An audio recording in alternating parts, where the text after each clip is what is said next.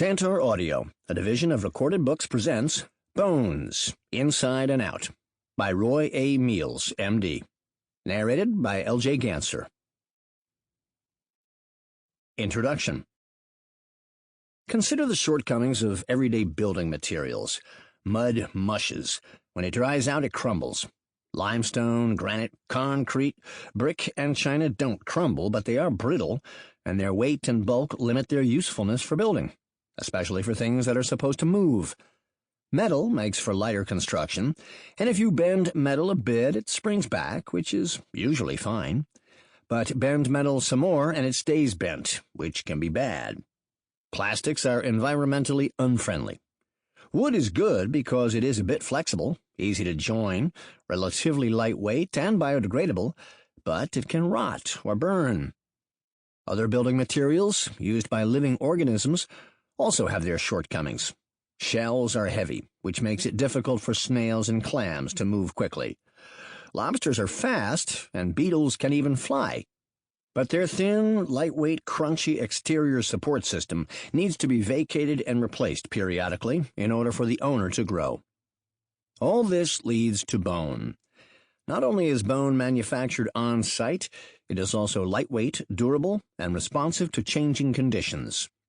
A bridge made of steel cannot double its length or its carrying capacity, but bone both grows and responds to stresses. Furthermore, bone mends itself. A shattered brick or a broken spoon, be it made of metal, plastic, or wood, cannot do that.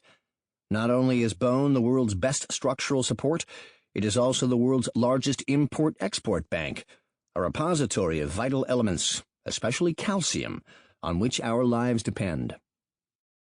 Despite all of its marvels, hardly anybody has ever seen or wants to see living bone, especially their own.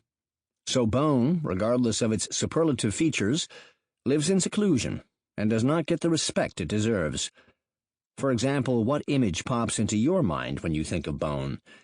Is it a Georgia O'Keeffe painting of a cow's skull toasting in the sun? That desert depiction, dry, white, timeless, does not begin to do bone justice.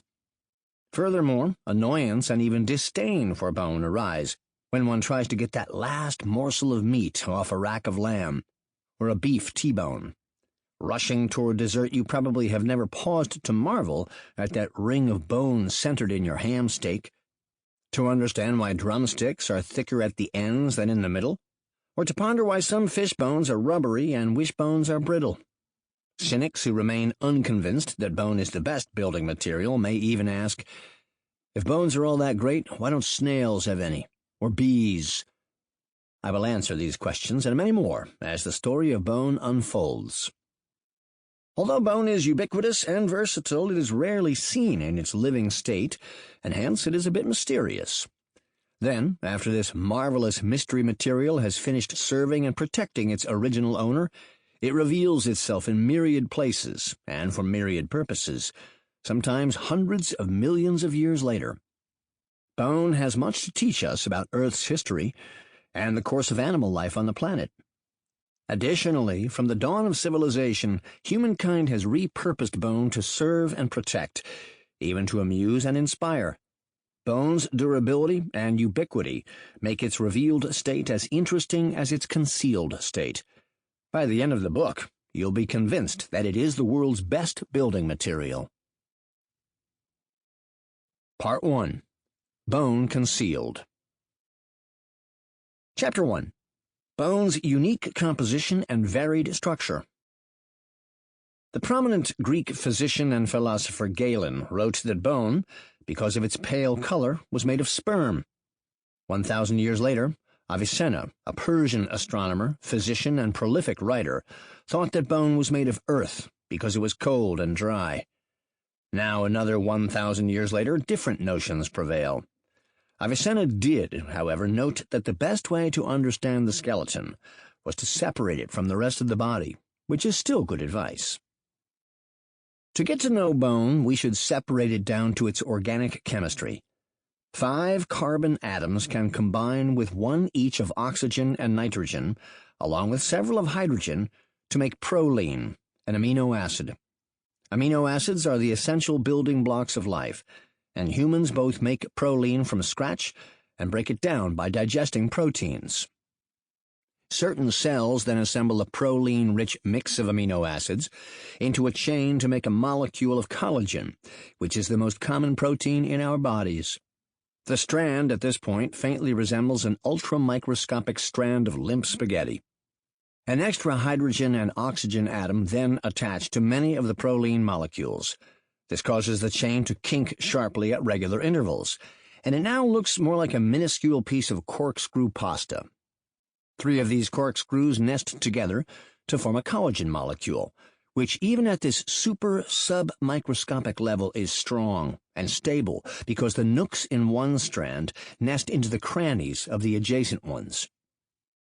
Collagen molecule assembly occurs in several different kinds of cells, including the type that makes bone. These are the osteoblasts, from the Greek words for bone and germinator.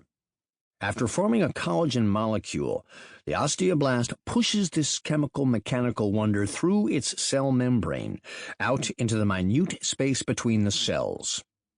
In this new location, collagen molecules not only join end to end, but also snuggle side to side to make a multi-strand fiber. The collagen molecules are so thin that it would take 17 hours of adding one collagen molecule every second to make a stack as tall as the page of a book is thick. And even though the molecules are much longer than they are thick, it would take 300,000 of them placed end to end to span the space inside a typed letter O. The collagen fibers are locked together both by mechanical nesting, nook cranny, and by chemical, sticky pasta-like bonds. If you consider how strong 3 tiers of Legos would be, if you smeared them with superglue before snapping them together, then you begin to understand the strength of collagen fibers. When stretched, these tough amino acid chains are stronger than equally thick filaments of steel. That is all the chemistry needed for now. Let's take a minute to understand the connection between limeys, shoe leather, furniture glue, and jiggly gelatin desserts. Remember the hydrogen-oxygen appendages on proline molecules? Vitamin C catalyzes those attachments. Without them, no tight corkscrewing occurs. A deficiency of vitamin C leads to faulty collagen production, which is the cause of scurvy. Symptoms include bleeding gums and easy bruising. Early mariners were at sea for months and endured diets almost entirely devoid of fresh fruits and vegetables. British sailors learned to squeeze fresh limes into their fetid drinking water to mask its taste. By doing so, their collagen production returned to normal, and the sailors discovered serendipitously that a lime a day kept the scurvy away. Another collagen connection relates to shoe leather, which is tanned cowhide. It is tough because the tanner adds chemicals to the vats that increase the number of weld points among the collagen fibers in the hide. Just the opposite is true for paintball covers, medicine capsules, hide-based furniture glue, gelatin desserts, and gummy bears. They are all made from partially unlinked collagen, which comes from boiled byproducts of meat and leather production. This is where the expression, sending a horse to the glue factory, came from. Warning, do not read a description of gelatin manufacture if you want to enjoy your next marshmallow. Collagen resists stretching. It is the main constituent of tendons, which convert muscle contractions into joint motions, and ligaments, which keep joints properly aligned. Consider standing on your toes. If your Achilles tendons were rubbery, they would stretch like bungee cords when you contracted your calf muscles, and your heels would remain on the floor. This would be bad. You could never jump. Or consider putting your fingertips on your cheek and stretching your fingers away from your palm. If your ligaments were not tough, you could push your fingers away until your fingernails touched the back of your hand. This would be unsightly. Some people naturally have ligaments that are extremely stretchable. These so-called double-jointed contortionists enjoy demonstrating their great flexibility while watching the rest of us wince. You may have considered the description of collagen irrelevant, since collagen is tough and does not stretch, and we know intuitively that bone is not stretchy. Rather, bone is rigid and resists getting mashed flat. It resists compression, scientific parlance for mashing, because it consists of calcium crystals deposited on a meshwork of, you guessed it, collagen, like plaster on lath. To prove it for yourself, buy a pack of chicken drumsticks. Fillet several of them, and soak the bones in vinegar for several weeks. Cook the others, enjoy a chicken dinner, and then bake the leftover bones at 250 degrees Fahrenheit for several hours. The ones soaked in vinegar become rubbery and bendable because the vinegar dissolves the calcium from the collagen meshwork. The baked one becomes brittle and fragile, like sticks of chalk, because the heat destroys the collagen. Chemistry books note that calcium crystals come in various forms. These include calcium chloride, road deicer, calcium citrate, water softener, diet supplement, calcium carbonate, antacid tablets, chalk, coral, eggshell, calcium sulfate, gypsum, plaster of Paris, and calcium hydroxide, slaked lime. If you add a phosphorus compound to calcium hydroxide under the right conditions, you get hydroxyapatite, which might be a new word for you. It has nothing to do with Hydrox cookies or appetite, even for marshmallows or other gelatin delectables. Rather, hydroxyapatite is the principal calcium crystal of bone. People might consider you a bit weird if you tossed the word out at a cocktail party, but it is what our bone crystals are called, and hydroxyapatite is holding you off the floor. So let's learn a little about it. In the 1780s, a German mineralogist recognized the apatite crystal as a distinct species, whereas previously it had been confused with other minerals or repeatedly identified as new ones. He named it for its deceptive nature, apatite in German, from the Greek apatie, meaning deceit. The mineral exists in various forms. With a water ion attached, it becomes hydroxyapatite. Particularly if you are watching your weight, understand that bone constitutes about 15% of our body mass, and that bone is about 1/3 collagen and 2/3 calcium phosphorus crystals. Accordingly, a 160-pound person possesses 24 pounds of bone, 8 pounds of collagen, and 16 pounds of hydroxyapatite. That's enough to fill a carry-on roller bag. Not that you would want to try to slip it past TSA, but at least you have a mental image now of one's bone mass. Imagine some osteoblasts in a bread pan, floating around in a nutritious broth of water and oxygen. The osteoblasts follow their genetically programmed urge to manufacture and secrete collagen and hydroxyapatite molecules. Voila! The calcium crystals deposit themselves on the meshwork of collagen, and we get bone. The osteoblasts essentially seal themselves in cocoons of bone, where they become osteocytes, mature bone cells. They maintain the bone's structure but do not contribute much to further construction or to any destruction. Various chemical messengers, mainly hormones from the pituitary, thyroid, and testes or ovaries, affect the vigor with which osteoblasts produce bone. Other nearby cells produce chemical messengers known as growth factors, which also consist of amino acid chains. Several of these growth factors can whip the osteoblasts into a bone-forming frenzy, and even convert several other types of cells into bone-forming cells if necessary.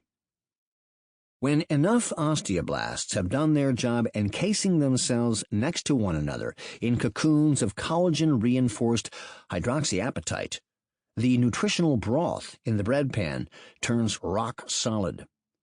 The lump would be about the same density and strength as an adobe brick. Can you imagine our ancestors successfully avoiding pursuit by lions if their bones were made of adobe? But consider further, the lions would have similarly formed bones, so it would have been a boring slow-motion chase. Of course, that is not what happened evolutionarily. To understand what did happen, we need to consider some mechanical principles, which will explain why most flat bones, for example skull and breastbone, have two layers of compact bone sandwiching a spongy interior, and why the long bones in the arms and legs are cylindrical, just like tubes in a bicycle frame. First, consider the thin, flat bones. The skull protects the brain, and the breastbone and ribs protect the heart and lungs from direct blows. The inner and outer surfaces of these plates are hard, dense, and smooth, and they resist bending and puncture. The spongy interior is rigid. Think frozen sponge, lightweight, and adds strength, identical to the structure of corrugated cardboard. Now consider the tubular bones. To appreciate the beauty of their structure, first think about a wooden board that is 10 feet long, 18 inches wide, and 2 inches thick. We could use it to span an 8-foot-wide chasm and safely walk across. A little springy, perhaps, but we would make it. To eliminate the springiness, we could turn the plank up sideways and tiptoe across on the 2-inch wide edge. The bridge would be a lot narrower, but far more rigid. In these two arrangements, the board does not change its dimensions or physical properties, but when turned on edge, it has 18 inches of material arranged vertically to resist bending, rather than just 2 inches. That is why the floor joists in a wood frame house are set on edge. Otherwise, the floor would be a trampoline. You could make floor joists really thick and lay them flat, but by the time you got them thick enough so that they were not springy, the floor would be so heavy and expensive that the entire project would likely collapse, both mechanically and financially. How do engineers make joists, beams, and girders maximally efficient? In other words, how do they achieve the largest effect while using the least amount of material and effort? They choose beam designs that, when viewed end-on, have the shape of a capital I, the I-beam. We could discuss the principle of the I-beam using formulas that contain Greek letters, but here is a pain-free overview. The portions of a beam or joist that contribute the most to its stiffness are the portions that are near its edges.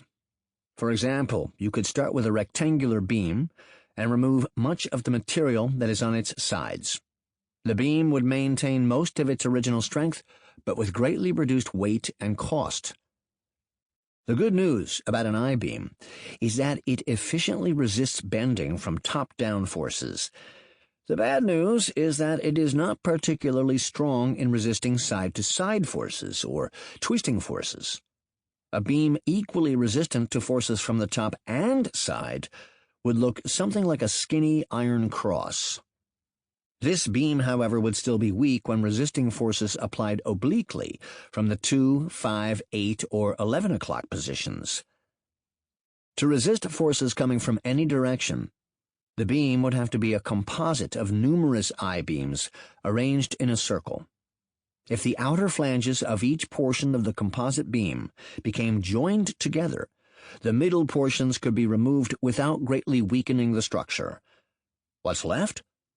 A cylinder, which can resist bending and twisting forces from all directions. Its hollow interior spares weight and material, and an identically dimensioned solid rod would not greatly add to the structure's stiffness. That is the beauty of bicycle frames, ski poles, and, you guessed it, bones. Our long bones are basically tubes, hollow, light, and bend-resistant in all directions. Note, too, that most cylindrical bones flare at the ends, where they are covered with cartilage, which is another connective tissue, this time formed by interspersing large molecules on a collagen meshwork. In the case of bone, the plaster molecules are the hard, compression-resistant hydroxyapatite crystals. For cartilage, the clinging molecules are springy and attract water. These molecules' sponge-like features bestow on cartilage its slippery property, allowing the jointed bone ends to glide, nearly frictionless, over one another. The structure and function of cartilage are as fascinating as they are for bone, but cartilage will have to wait for a book of its own. For bone lovers, all we need to know is that cartilage is soft and slippery compared with compact bone. The flares on the ends of long bones protect the delicate cartilage in two ways. First, the flaring increases the area of contact between the ends of adjacent bones, thereby reducing the pressure in any one spot that the cartilage must endure. Second, the flare consists mostly of spongy bone, which is a bit springy and provides a cushioning effect for the pressure-sensitive cartilage. You have probably noticed that the central cavity inside a long bone's hard, dense cylinder is not entirely empty. This leads us to the nature and purpose of both types of bone, compact and spongy, hard on the outside, springy on the inside, like a Tootsie Pop or a loaf of crusty French bread. Bone's outer surface is mechanically sound and does our heavy lifting. The spongy central cavity bone adds some strength and support to the hard surface, especially near the ends. Filling the spaces created by the spongy bone are two types of marrow cells, red and yellow. Red prevails in early life and is present particularly at the ends of our cylindrical bones. Red marrow has a rich blood supply and is responsible for making new blood cells, roughly 500 billion a day. Yellow marrow is mostly gelatinous fat, and with increasing age it constitutes a greater proportion of bone's interior. Some gourmands find yellow marrow from beef bones delicious, and will scrape, chew, crack, and even slurp them to get it. This is what Henry David Thoreau meant when he went to the woods to live deep and suck all the marrow out of life. That is pretty much what I do with Tootsie Pops. Some birds have entirely marrowless thigh and arm bones, which are key parts of their breathing system. These cavities momentarily store inhaled air before it passes through the lungs and back out the mouth. Some dinosaurs had similar hollow bones that also likely aided respiration. These hollow bones in ancient dinosaurs and in modern birds strengthen the evidence that birds developed from those ancient reptiles. Inquiring minds may now be wondering, how does blood get through a bone's dense cylinder to nourish its spongy interior? A hole passing directly through the bone, one large enough to accommodate sizable blood vessels, would cause problems. Such an opening would weaken the cylinder and greatly reduce its ability to resist bending and twisting forces. Fractures would easily occur. Instead, multiple pinhole tunnels take long, diagonal paths through the cylinder's wall. Each one contains a minuscule artery and vein. Some bones have more of these nutrient passageways than others. The hip bone and one bone in each the wrist and ankle are noted for not having any passages along major portions.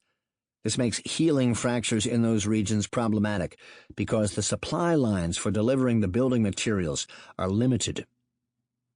Curious types may also be pondering what the purpose of bone is in the first place. Consider the motto of the Los Angeles Police Department, to protect and serve. From an orthopedic surgeon's point of view, the cops have the order wrong. We think service, then protection. Neurosurgeons and cardiologists might feel differently.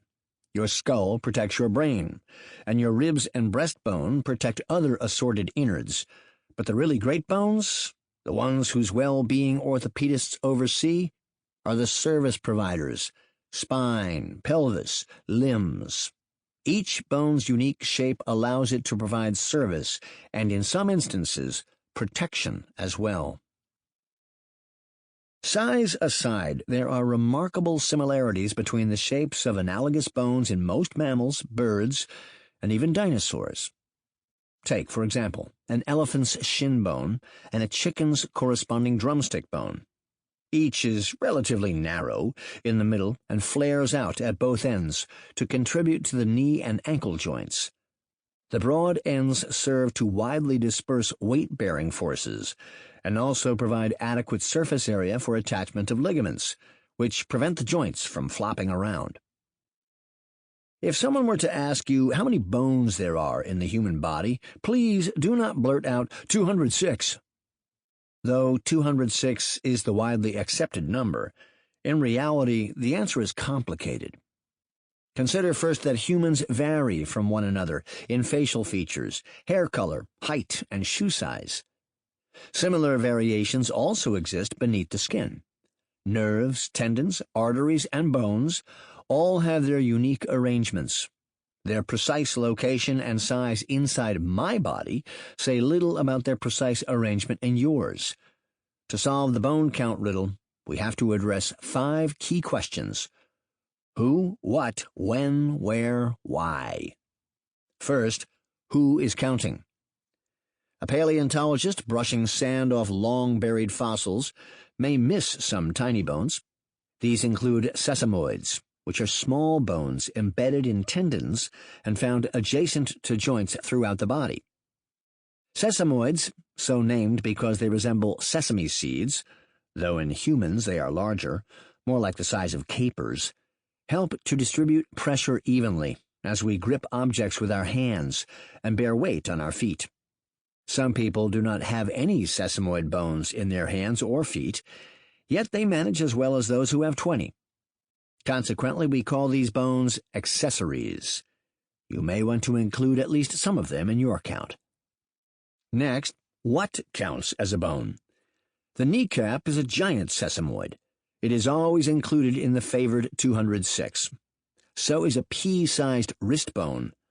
Most people have 24 ribs, 12 on each side of the chest, but others have 26, and they don't get extra credit. 3 tiny bones in each ear count toward our total, but sesamoids in the feet are left out, as are bean-sized accessory bones around the hip, knee, and ankle. When do we count? Babies are born with around 270 bones, and then some slowly fuse together. Initially, the plate-like skull bones can move against one another and shift the head's shape to facilitate delivery. Then it's a normal occurrence for the skull bones to fuse together in order to protect the brain. In infancy, many bones in the wrists and ankles do not yet contain enough calcium to block X-ray beams, and thus don't make shadows during imaging. There are also wrist and ankle bones that sometimes, for no good reason, fuse with neighboring bones, further complicating our count. Where do we look? Different books offer different perspectives on bone count. Depending on its intended audience, one book might not show any sesamoid bones, while another will identify any bone that has ever been described. Finally, why bother? For different reasons, the number matters to medical students, surgeons, and paleontologists. Consequently, your best answer to the bone count question is that nobody really knows, and that you're not going to expose yourself to enough radiation to find out. All of the 200-plus bones in the human body have names, which helps us to describe them when we cannot actually hold them and point. Because Latin was the original language of Western science, most bones received Latin names, some of which were derived from Greek. All were purely descriptive and self-explanatory if you spoke Latin. For example, the shoulder blade is mostly a flat triangle. An early anatomist picked one up, pondered, and decided it resembled a shovel's blade. He named it scapula, Latin for shovel. The 8 wrist bones are another good example of labeling simplicity. First only identified by number, these bones later received Latin names, including scaphoid, lunate, triquetrum, and pisiform. The names simply describe the bone's shapes: boat, crescent moon, 3 corners, and P, respectively. Not only do the bones have names that are vaguely descriptive, so do all their bumps, ridges, and nooks. The top of your shoulder blade is the acromion, derived from the Greek akro, meaning highest, as in Acropolis, high city, and from omion, meaning shoulder. The tip of your elbow is your olecranon. It comes from the Greek olene, for elbow, plus cranion, for head. The hip joint's deep socket in the pelvis is the acetabulum, named for its resemblance to a vinegar cup, acetum for vinegar, plus abulum for container. The bumps on both sides of your ankle? They are Sample complete. Ready to continue?